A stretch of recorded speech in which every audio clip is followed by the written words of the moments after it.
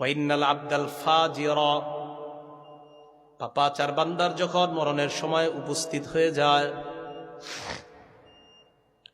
নাজালাত ইলাইহি মালাইকাতুম মিনাস সামা সুদুল ওয়ুজুহ, কালো ভয়ঙ্কর আকৃতি বিশিষ্ট অসংখ্য অগণিত ফেরেশতা উপস্থিত হয়। মা হুমুল মাসুদ, তাদের সাথে সালার একটা বস্তা থাকে, সালার চট। পাপাচার বান্দার নজর যে পরিমাণ যায় ওই পরিমাণ পর্যন্ত বসে যায়। এক বর্ণনায় আসছে তার পা থেকে তারা বিভিন্ন জিনিস দিয়া প্রহার করা শুরু করে, মারা আরম্ভ করে। ভয়ঙ্কর ভাবে কষ্ট দিতে দিতে তার কোমর পর্যন্ত, এক পর্যায়ে বুক পর্যন্ত কষ্ট দেওয়া হয়। এইভাবে বসে থাকে সবাই। হাত্তা ইয়াজিআ ইলাইহি মালাকুল মাউত, মরণের ফেরেশতা ভয়ঙ্কর আকৃতি নিয়ে তার সামনে উপস্থিত হয়। উপস্থিত হওয়ার পর কয়, আইয়াতুহান নাফসুল খবিসা, হে খারাপ আত্মা তুই বের হ। আমারে আপনারে যেন এই কথা বইলা ফেরেশতা ডাক না দে। আইয়াতুহান নাফসুল খবিসা, হে খারাপ আত্মা বের হ। উখরুজি, তুই বের হ।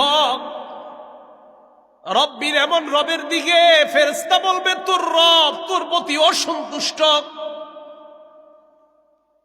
এই কথা বইলা যখন তার আত্মা বের করা হবে, হাদিসের মধ্যে আসছে একটা লোহা আপনি রুইয়ের মধ্যে ঢুকানোর পর ওই পশম গুলা, রুইগুলা খোলা যতটা কষ্টকর, লোহাটা বের করে আনা যেইভাবে কষ্টকর। আরেক বর্ণনায় প্রত্যেকটা পশমের গোড়ায় গোড়ায় যদি কাঁটা দিয়ে আঘাত করা হয়, এটা যেমন কষ্টকর, পাপাচারের আত্মাটা বের করার সময় তাকে এইভাবে কষ্ট দেওয়া হবে। আত্মা বের করার পর সামনের ফেরেশতারা বলবে তাড়াতাড়ি সালার বস্তায় দিয়ে দাও। সবাই নাকটা অন্যদিকে রাখবে, সালার বস্তায় আত্মাটা নেয়। নেওয়ার পর এই আত্মা নিয়ে যখন রওনা হয়, রওনা করার সময় অন্য ফেরেশতারা বলবে কার আত্মা কোথায় নিয়ে যাও, তাড়াতাড়ি আমাদের সামনে থেকে সরাও।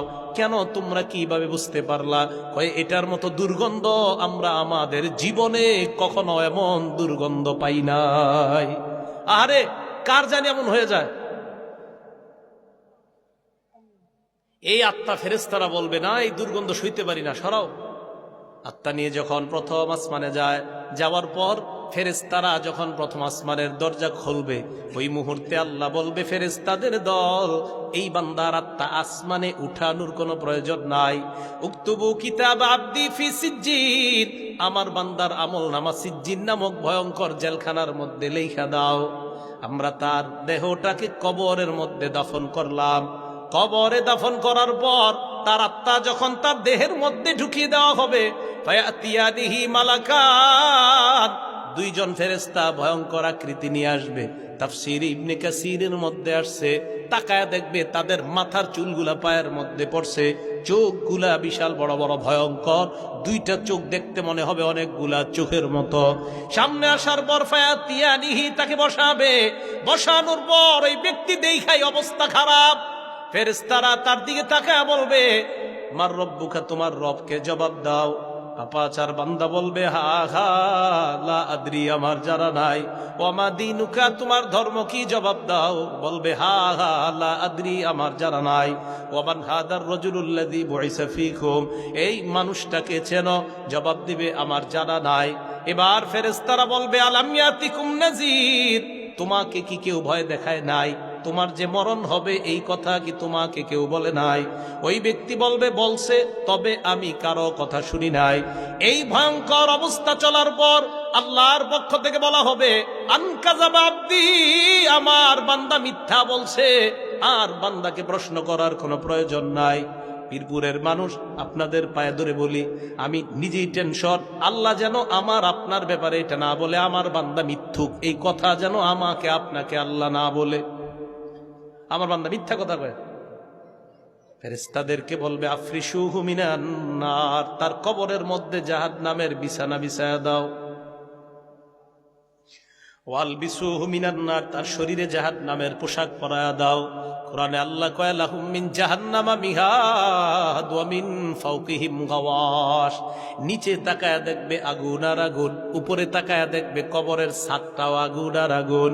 বেনামাজি যদি হয়, হাদিসের মধ্যে আসছে কবরে রাখার পর দুই পাশ থেকে কবর এমন ভাবে চাপ দিবে হাত্তা তাখতালিফা আযলাউহু, তার দুই পাশের হাড্ডিগুলো একটা আরেকটার মধ্যে ঢুকে যাবে। কর্মর করে আওয়াজ হবে যারা নামাজ ছেড়ে দেয়। কত মাহফিল জীবনে শুনলেন, 500-1000 মাহফিলে গেছে এমন মানুষ পাওয়া যাবে, 200-300 মাহফিলে যায় মানুষ পাওয়া যাবে, কিন্তু 5 ওয়াক্ত নামাজ ওই মানুষটাও এখনো ধরে নাই। আল্লাহর নবী বলেন বেনামাজি যদি হয় ওই ব্যক্তিটা, তার কবরের মধ্যে ইউকাদু আলাইহি নার, ভয়ঙ্কর আগুন জ্বালায়া দেওয়া হবে। ওয়া ইউসাল্লাতু আলাইহি ফিল কবরি সুবান, কবরের মধ্যে বিশাল বড় একটা সাপ দেওয়া হবে। সাপটা কেমন? আইনাহু মিনান নার, নবী বলেন সাপের চোখ হবে আগুনের চোখ।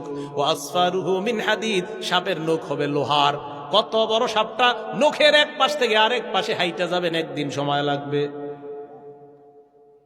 কামড় দিবে আপনাকে, কামড় দেওয়ার পর ইয়াগুসু সাবঈনা খরিফা, নিচেই যাবেন খালি, আবার উঠবেন, আবার কামড় দিবে। সাপ আপনার সাথে কথা বলবে আর বলবে আমারনি রব্বি, আল্লাহ আমাকে আদেশ করেছেন কি তোমাকে দংশন করার জন্য। ফজর না পড়ার কারণে জোহর পর্যন্ত যেন তোমারে কামড়ায়, জোহর না পড়ার কারণে আসর পর্যন্ত যেন তোমাকে কামড়ায়, আসর না পড়ার কারণে মাগরিব পর্যন্ত যেন তোমাকে কামড়ায়, মাগরিব না পড়ার কারণে এশা পর্যন্ত যেন তোমাকে কামড়ায়। নবী বলেন মুআদ্দাবান ইলা ইয়াউমিল কিয়ামা, কিয়ামত পর্যন্ত আপনার এই অবস্থা চলতে থাকবে। অবস্থা ভয়ঙ্কর। হুশ তো এই ব্যক্তিকে কবরে রাইখা ফেরেশতা তো চলে যাবে, যাওয়ার পর ওই ব্যক্তির আরেকটা অবস্থা শুনেন, হঠাৎ তাকায় দেখবে পাশে একজন লোহার ডান্ডা নিয়ে দাঁড়ায় রয়েছে। লোহার ডান্ডা, লোহা। হাদিসে আসছে ওই ব্যক্তির আঘাত করবে, ইয়াসিহু সাইহাতান, এমন জোরে একটা চিৎকার মারবে, ইয়াসমাউহা কুল্লু শাইইন ইল্লা সাকালাইন, তার চিৎকারের আওয়াজ দুনিয়ার মানুষ আর জিন ছাড়া সবাই শুনতে পায়। গরু, ছাগল, হাঁস, মোরগ সবাই তারা চিৎকারের আওয়াজ শুনতে পাবে। এমন জোরে আঘাত করবে, তার আঘাতের কারণে গরু, ছাগল সবাই তার চিৎকারের আওয়াজ শুনতে পাবে, মানুষ এবং জিন ছাড়া। ভাই, ভাবনার সময় এখনই। আপনি চিন্তা করেন আপনি কি করবেন, আপনি কোথায় যাবেন, আপনার কবর থেকে কি শুরু হবে। হযরত উসমান গনি কবর দেখে এত কাঁদতেন, এত কাঁদতেন। ঘটনা কি, এত কাঁদেন কেন? উসমান গনি বলতেন ফাইন্নাজা মিনহু, আরে কবর থেকে যদি কেউ রেহাই পেয়ে যায়, ফামা বাদাহু আইসার, পরের ঘাটিগুলো তার জন্য সহজ। ওয়া ইনলাম ইয়ানজু মিনহু ফামা বাদাহু আশার, কবর থেকে যদি কেউ রেহাই না পায়, পরের ঘাটিগুলো তার জন্য বড় ভয়ঙ্কর হয়ে যাবে। এই জন্য কবর দেখলে আমি কান্দি।